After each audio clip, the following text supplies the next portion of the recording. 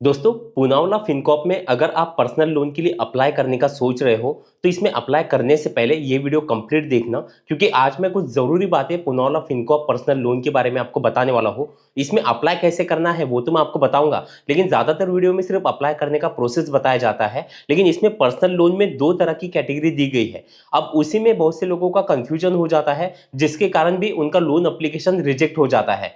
तो अगर आपको भी पर्सनल लोन की जरूरत है और आप पूनावाला फिनकॉर्प से पर्सनल लोन लेना चाहते हो तो ये वीडियो कंप्लीट देखना। और आगे बढ़ने से पहले आपसे एक छोटी सी रिक्वेस्ट है, वीडियो को एक लाइक और चैनल को सब्सक्राइब जरूर कर लीजिए, क्योंकि ऐसे ही इंपॉर्टेंट वीडियो मैं आप लोगों के लिए हमेशा लेकर आते रहता हूँ। अब पूनावाला फिनकॉर्प में अप्लाई करने के लिए आपको करना क्या है, पूनावाला फिनकॉर्प एप्लीकेशन को आपको डाउनलोड कर लेना है। वैसे इसका लिंक भी मैं नीचे डिस्क्रिप्शन में दे दूंगा। तो जैसे आप ऐप को डाउनलोड करके ओपन कर लोगे, इस तरह से इंटरफेस आपको यहाँ पर दिखाई देगा। अब यहाँ पर आपको सबसे पहले नीचे अपना मोबाइल नंबर डालना है और नीचे कंटिन्यू पर क्लिक कर देना है। अब आपकी जो डेट ऑफ बर्थ है जो कि आपके पैन कार्ड पे है वो आपको यहाँ पर डालनी है और गेट ओटीपी पर क्लिक कर देना है। अब आपके मोबाइल नंबर पर एक ओटीपी आएगा, वो ओटीपी डाल के कंटिन्यू पर क्लिक कर देना है। अब इस तरह से इंटरफेस खुल जाएगा। अब यहाँ पर से कुछ परमिशन है, नीचे आपको यस एग्री पर क्लिक कर देना है। अब main home page Poonawalla Fincorp application का आपको इस तरह से दिखाई देगा। अब यहीं पर कुछ लोग गलतियां करते हैं। अब जैसे कि मैंने आपको शुरुआत में बताया कि यहाँ पर पर्सनल लोन में ही दो कैटेगरी है। जैसे कि पहली है इंस्टेंट लोन आप देख रहे हो, और उसके बाद जो आप जैसे कि देख पा रहे हो पर्सनल लोन। अब दोनों में क्या डिफरेंस है, हमें किस में अप्लाई करना चाहिए, इसका जो क्राइटेरिया है वो क्या है, इससे पहले आपको समझना पड़ेगा। अब जैसे कि यहाँ पर हम पर्सनल लोन पे जब क्लिक कर देते हैं तो इस तरह से इंटरफेस खुल जाता है। अब यहाँ पर आप इसे नीचे स्क्रॉल डाउन करिए, अब आपको इस तरह से इंटरफेस दिखाई देगा। अब यहाँ पर आप नीचे जैसे कि देख पा रहे हो, अब यहाँ पर जो लोन अमाउंट है वो 50 लाख रुपए तक की दी जाती है। अब यहाँ पर वो लोग पर्सनल लोन के लिए अप्लाई करते हैं जिनको एक बड़े लोन अमाउंट की जरूरत है। दूसरा, वो कहीं ऐसा जॉब कर रहे हैं कि जहां पर उनकी फिक्स सैलरी आती है, उनके पास एक अच्छी सैलरी स्लिप है, या फिर वो कोई बिजनेस करते हैं, तो वो लोग यहाँ पर अप्लाई करते हैं। तो अगर आप इस कैटेगरी में आते हो, आपको एक बड़े लोन अमाउंट की जरूरत है, तो आप यहाँ पर पर्सनल लोन में अप्लाई करके यहाँ पर आप जैसे कि देख पा रहे हो, यहाँ पर आपको आपकी जो डिटेल है वो आपको फिल करनी है और अगला प्रोसेस करना है। लेकिन अगर आपको इतने बड़े लोन की अगर जरूरत नहीं है तो आप जैसे कि देख पा रहे हो, यहाँ पर जो इंस्टेंट लोन वाला ऑप्शन है इस पर हम जैसे ही क्लिक कर देंगे तो इस तरह से आपको इंटरफेस दिखाई देगा। अब यहाँ पर कुछ चीजें आप नोट करिए, जैसे कि आप देख पा रहे हो, पहले अगर हम इसके एलिजिबिलिटी क्राइटेरिया की बात करें तो यहाँ पर आपकी जो एज है, आपकी उम्र 24 साल से लेकर 55 साल तक होनी चाहिए। आप इंडिया के नागरिक होने चाहिए और आपकी जो हाउस होल्ड इनकम है, यानी कि आपके पूरे परिवार की जो इनकम है वो 3 लाख रुपए पर ईयर के हिसाब से आपकी होनी चाहिए। अब आप जैसे कि देख पा रहे हो, नीचे आपको यहाँ पर इंटरेस्ट रेट और टेन्योर भी दिखाई दे रहा है। इसका जो इंटरेस्ट रेट है वो 16% पर ईयर के हिसाब से यहाँ पर शुरू होता है, लेकिन इंटरेस्ट रेट जो है वो आपके सिबिल स्कोर, आपके प्रोफाइल पर डिपेंड करता है। और यहाँ पर अगर हम ईएमआई की बात करें तो 12 महीने से लेकर 36 महीने तक की ईएमआई आप यहाँ पर से ले सकते हो। और डॉक्यूमेंट में आप सिर्फ यहाँ पर पैन कार्ड और आधार कार्ड के जरिए अप्लाई कर सकते हो, यानी कि आपको यहाँ पर अपना कोई बैंक डिटेल देने की जरूरत नहीं है, यानी कि आपको आपका जो बैंक स्टेटमेंट है वो देने की जरूरत नहीं पड़ेगी। आप सिर्फ आधार कार्ड और पैन कार्ड के जरिए यहाँ पर अप्लाई कर पाओगे।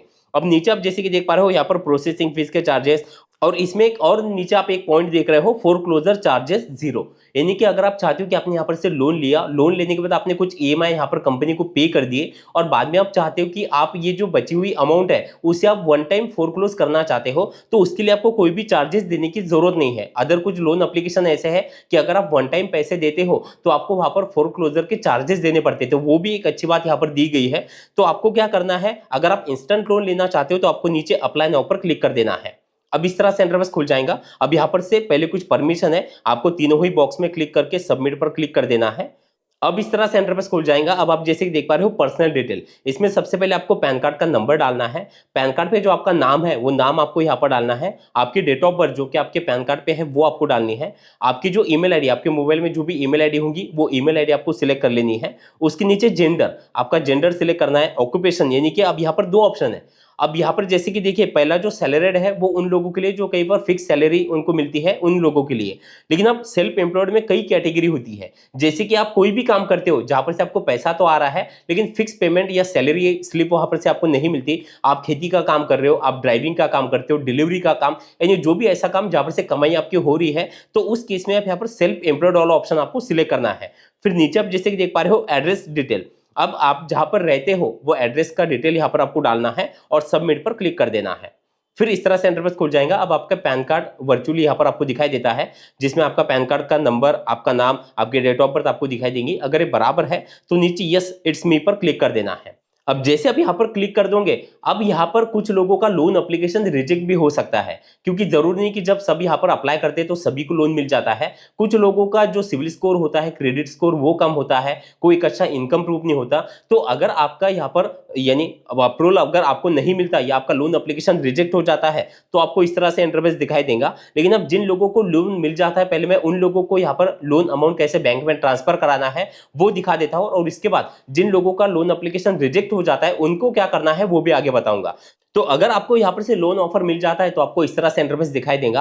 अब आप जैसे कि देख पा रहे हो, मैंने यहाँ पर जो लोन अमाउंट है वो हाइड करके रखी है। अब आप जैसे कि देख पा रहे हो, आपको आपके प्रोफाइल के हिसाब से यहाँ पर लोन अमाउंट दिखाई देंगी। उसके नीचे आप जैसे कि देख पा रहे हो, जो लोन अमाउंट आपको दिखाई दे रही है वो लोन आप चाहे तो कम भी कर सकते हो। अब यहाँ पर जैसे कि देख पा रहे हो, मिनिमम 50,000 रुपए तक का लोन हम यहाँ पर से ले सकते हैं, और मैक्सिमम यहाँ पर लगभग 4.5-5 लाख रुपए तक का लोन है। तो यहाँ पर लोन अमाउंट हमें पहले सिलेक्ट करना है। दूसरा, आप जैसे कि देख पा रहे हो, आपको टेन्योर दिखाई देगा। अब टेन्योर को लेकर भी एक जरूरी बात जो कि मैं अपने हर वीडियो में बताता हूं कि टेन्योर अगर आप कम रखते हो तो आपको इंटरेस्ट कम देना पड़ता है। तो टेन्योर आपको दिखाई दे रहा है। उसके नीचे आप जैसे कि देख पा रहे हो, आपको ईएमआई आपकी कितने आने वाली है, आपके लोन के हिसाब से ईएमआई यहाँ पर आपको दिखाई देंगी। यहाँ पर आपको इंटरेस्ट रेट भी दिखाई दे रहा है, जो कि आपके प्रोफाइल के हिसाब से इंटरेस्ट रेट जो है वो यहाँ पर कम या ज्यादा आपको देखने के लिए मिल जाएगा।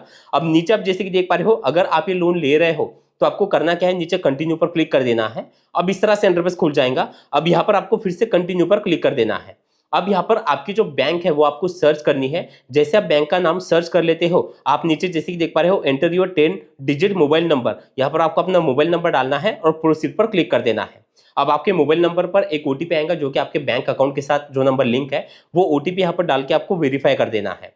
अब आप जैसे कि देख पा रहे हो, एडिशनल इंफॉर्मेशन, अब यहाँ पर सबसे पहले है कि आप ये लोन क्यों ले रहे हो, आपका लोन पर्पस क्या है वो आपको सिलेक्ट करना है। उसके बाद आपका क्वालिफिकेशन क्या हुआ है वो आपको सिलेक्ट करना है। आपके फादर का नाम यहाँ पर आपको डालना है, और आपका मैरिटल स्टेटस आप सिलेक्ट कर लेना, और नीचे कंटिन्यू पर आपको क्लिक कर देना है। अब यहाँ पर से आपकी डिजिटल केवाईसी होगी, जिसमें आपको अपने आधार कार्ड का नंबर डालना है। नीचे एक कैप्चा रहेगा, वो आपको फिल करके नेक्स्ट पर क्लिक कर देना है। अब यहाँ पर आपके आधार कार्ड के साथ जो नंबर लिंक है उस पर एक ओटीपी आएगा, वो ओटीपी आप जैसे डाल दोगे तो इस तरह से आपको इंटरफेस दिखाई देगा। यहाँ पर आपको डिजी लॉकर का जो 6 डिजिट सिक्योरिटी पिन होता है वो आपको डालना है और कंटिन्यू पर क्लिक कर देना है। अब आप जैसे कि देख पा रहे हो, इस तरह से इंटरफेस दिखाई देगा। अब यहाँ पर से आपको अपने आधार कार्ड और आपका पैन कार्ड उसके आगे टिक करना है और नीचे अलाउ पर क्लिक कर देना है। अब इस तरह से इंटरफेस खुल जाएगा। प्लीज कंफर्म योर एड्रेस, अब यहाँ पर आपका एड्रेस जो आपके आईडी पर है वो आपको दिखाई देगा। अब नीचे आप जैसे देख पा रहे हो, सिलेक्ट ओनरशिप टाइप, अब आप जहां पर रहते हो वो आपका घर खुद का है या आप कहीं पर रेंट से रहते हो वो आपको सिलेक्ट करना है। और नीचे आप जैसे कि देख पा रहे हो, यहाँ पर आपको यस और नो का ऑप्शन दिखाई दे रहा है, आपको नीचे कंटिन्यू पर क्लिक कर देना है। अब इस तरह से इंटरफेस खुल जाएगा। सेटअप ईएमआई ऑटो पे, अब यहाँ पर आपको अपनी जो बैंक है वो यहाँ पर लिंक करनी होती है, क्योंकि जो लोन आप ले रहे हो वो लोन की जो ईएमआई होती है वो आपके अकाउंट से ऑटोमेटिक कट हो जाती है। तो उसके लिए आपको अपना बैंक जो है यहाँ पर लिंक करना होता है। तो जैसे आप यहाँ पर आपकी बैंक डिटेल आपको ऑलरेडी दिखाई देंगी। नीचे आप जैसे देख पा रहे हो, आप यहाँ पर नेट बैंकिंग या फिर डेबिट कार्ड के जरिए जो अपना बैंक डिटेल है वो यहाँ पर लिंक कर सकते हो, और आपके बैंक अकाउंट में लोन अमाउंट भी ट्रांसफर करने के लिए आपको बैंक डिटेल यहाँ पर सबमिट करना होता है। तो जैसे आप ये बैंक डिटेल यहाँ पर सबमिट कर दो, अब आपका जो लोन अमाउंट है वो आपके अकाउंट में ट्रांसफर हो जाएगा। यानी कि कुछ घंटे लगते हैं, आपको वेट करना है, या आपको हो सकता है कि कस्टमर केयर की तरफ से भी कॉल आए। तो जैसे लोन अमाउंट आपको मिल जाता है उसके बाद आपको ईएमआई की डेट भी पता चल जाएगी, यानी कि आप उस डेट से अपनी ईएमआई जो है वो आपको यानी रेगुलर पे करना है। तो इस तरह से आप पुनावली फिनकॉर्प में पर्सनल लोन के लिए अप्लाई कर सकते हो। वीडियो आपको कैसा लगा कमेंट में जरूर बताना। चलिए, थैंक यू सो मच, मिलते हैं अगले वीडियो।